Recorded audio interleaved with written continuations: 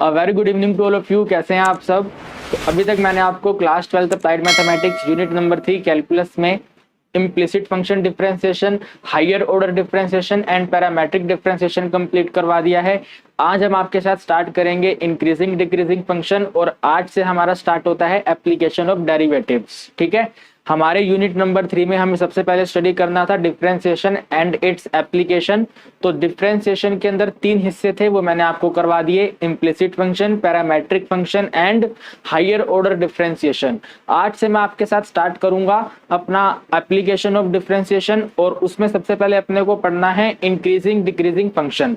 Increasing decreasing function का हम इस वाले वीडियो के अंदर जस्ट बेसिक कवर करेंगे, आपको मीनिंग एक्सप्लेन करेंगे अकॉर्डिंग टू कॉमर्स स्टूडेंट, क्योंकि भाई अप्लाइड मैथ्स तो कॉमर्स स्टूडेंट के लिए बना है।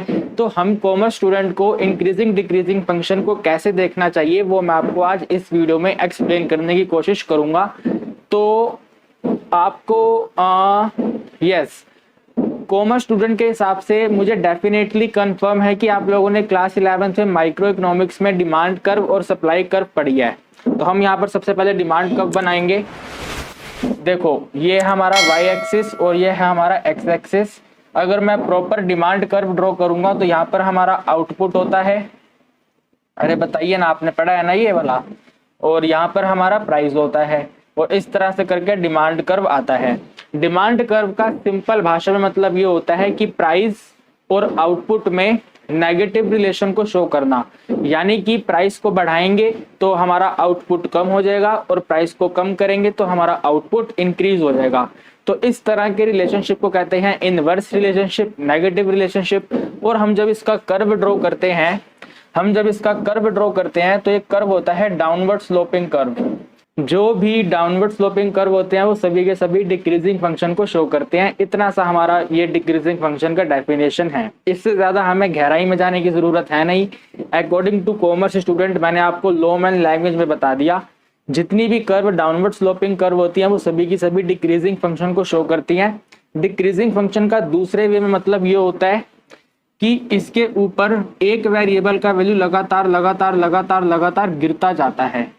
एक वेरिएबल का वैल्यू लगातार क्या होता रहता है, गिरता रहता है, और उसी को हम कहते हैं डाउनवर्ड स्लोपिंग कर्व। एकदम सिंपल हो गया। आइए अब हम बात करते हैं अपने इंक्रीजिंग फंक्शन कर्व की। तो उसके लिए हम यहाँ पर ड्रॉ करेंगे supply curve. According to supplier, supply curve में हमारे एक्स एक्सिस के ऊपर आउटपुट होता है एंड हमारे वाई एक्सिस के ऊपर प्राइस होता है, और हमारा सप्लाई कर्व कुछ इस तरह से बनता है। सप्लाई कर्व जो होता है वो प्राइस और क्वांटिटी और आउटपुट के में पॉजिटिव रिलेशन शो करता है, यानी कि आउटपुट के कम होने पर जो हमारा प्रोड्यूसर है वो प्राइस को कम कर देगा, और आउटपुट की ज्यादा डिमांड होने पर हमारा जो प्रोड्यूसर है वो प्राइस को इंक्रीज कर देगा। तो प्राइस और क्वांटिटी में जो हमारा रिलेशनशिप होता है अकॉर्डिंग टू सप्लाई कर्व वो पॉजिटिव होता है। और हम सप्लाई कर्व को क्या कहते हैं, अपवर्ड स्लोपिंग कर्व कहते हैं। This is the upward sloping curve. And अगर हम कॉमर्स की भाषा में इंक्रीजिंग फंक्शन को समझने की कोशिश करेंगे तो जितनी भी कर्व अपवर्ड स्लोपिंग कर्व को शो करती हैं वो सारी इंक्रीजिंग फंक्शन कर्व होती हैं। जितनी भी हमारी अपवर्ड स्लोपिंग कर्व को शो करती हैं वो सभी की सभी इंक्रीजिंग फंक्शन कर्व होती हैं।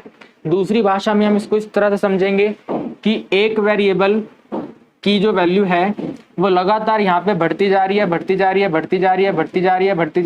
रही है। तो जिस कर्व के अंदर सारी वैल्यूज लगातार इंक्रीज होते जाएं तो इंक्रीजिंग फंक्शन कर्व, डिक्रीज होते जाएं तो डिक्रीजिंग फंक्शन कर्व। अब हमारे एग्जाम में क्वेश्चन कैसा आएगा तो वो मैं आपको अभी एक्सप्लेन करता हूं, एक ग्राफ बना के एक्सप्लेन करूंगा। आप पहले इन दोनों को नोट कर लो और एकदम लॉमैन लैंग्वेज में अपनी कॉपी में नोट कर लेना। फंक्शन अगर गिरता जाए डाउनवर्ड स्लोपिंग कर्व को शो करे, डिक्रीजिंग फंक्शन कर्व। फंक्शन अगर बढ़ता जाए अपवर्ड स्लोपिंग कर्व को शो करे, इंक्रीजिंग फंक्शन कर्व। गाइस, मैंने ये क्यूबिक पॉलिनोमियल का कर्व बनाया है और हमें इस कर्व को देखकर बताना है कि कौन सी रेंज के अंदर हमारा जो फंक्शन है वो डिक्रीजिंग होगा और कौन सी रेंज के अंदर हमारा फंक्शन इंक्रीजिंग होगा। तो जरा ध्यान से देखो, मैंने आपको स्टार्टिंग में अभी जस्ट बताया, जहां पर डाउनवर्ड स्लोपिंग कर्व देखने को मिलेगा वहां पे डिक्रीजिंग होगा, और जहां पे अपवर्ड स्लोपिंग कर्व देखने को मिलेगा वहां पर इंक्रीजिंग होगा। तो आप जरा यहाँ पे देखो, इस वाले पोर्शन से इस वाला जो ये वाला एरिया है यहाँ पे लगातार फंक्शन डाउनवर्ड जा रहा है, यहाँ पे डाउनवर्ड स्लोपिंग कर्व देखने को मिल रही है, तो यहाँ पे हमारा फंक्शन डिक्रीजिंग है। उसके बाद इस वाले पॉइंट से लेकर इस वाले पॉइंट की बात करें तो यहाँ से ये वाला फंक्शन ऐसे बढ़ना स्टार्ट हो रहा है, लगातार लगातार लगातार लगातार बढ़ता जा रहा है, बढ़ता जा रहा है। तो हम यहाँ पर बोलेंगे कि हमारा जो फंक्शन है वो इंक्रीजिंग है। उसके बाद इस वाले पॉइंट से लेकर इस वाले पॉइंट तक ये वाला फंक्शन लगातार गिरता जा रहा है, गिरता जा रहा है, गिरता जा रहा है, गिरता जा रहा है, यानी कि डाउनवर्ड स्लोपिंग शो कर रहा है। तो यहाँ पे जो हमारा फंक्शन है ये डिक्रीजिंग है। बस इतना सा इंक्रीजिंग और डिक्रीजिंग है। अब आप मेरी बात सुनो, यहाँ पर देखो, एक ये पॉइंट ए है, एक ये पॉइंट बी है और एक ये पॉइंट सी है। और मान लेते हैं यहाँ पर कोई पॉइंट डी रहा होगा, तो डी से लेकर ए तक की रेंज में, डी से लेकर ए तक की रेंज में फंक्शन डिक्रीजिंग है, ए से लेकर बी तक की रेंज में फंक्शन इंक्रीजिंग है और बी से लेकर सी तक की रेंज में हमारा फंक्शन डिक्रीजिंग है। तो हमें अब इंक्रीजिंग और डिक्रीजिंग फंक्शन के क्वेश्चन के अंदर इस तरह का ग्राफ नहीं बनाना होगा, हमें रेंज पता लगाना होगा। जैसे डी से ए आ गया, ए से बी आ गया, बी से सी आ गया, तो हमें रेंज पता लगाने के लिए यूज करना होता है डेरिवेटिव का। किसका यूज करना होता है? डेरिवेटिव का यूज करना होता है। हमें फंक्शन का इक्वेशन लिख करके दिया होगा, जैसे मैंने आपको स्टार्टिंग में बोला था कि ये वाला फंक्शन क्यूबिक फंक्शन है, तो आपको पता नहीं लगाना होगा कि वो क्यूबिक है, क्वाड्रेटिक है, बाय क्वाड्रेटिक है, क्या है। वो हमें क्वेश्चन में एक इक्वेशन दे रखा होगा, हम उस वाली इक्वेशन में डेरिवेटिव का यूज करेंगे और उस डेरिवेटिव का यूज करके पता लगाएंगे कि ये वाली जो रेंज वैल्यू है, ये रेंज वैल्यू क्या है। बस इतना सही हमें काम करना है इंक्रीजिंग और डिक्रीजिंग फंक्शन में।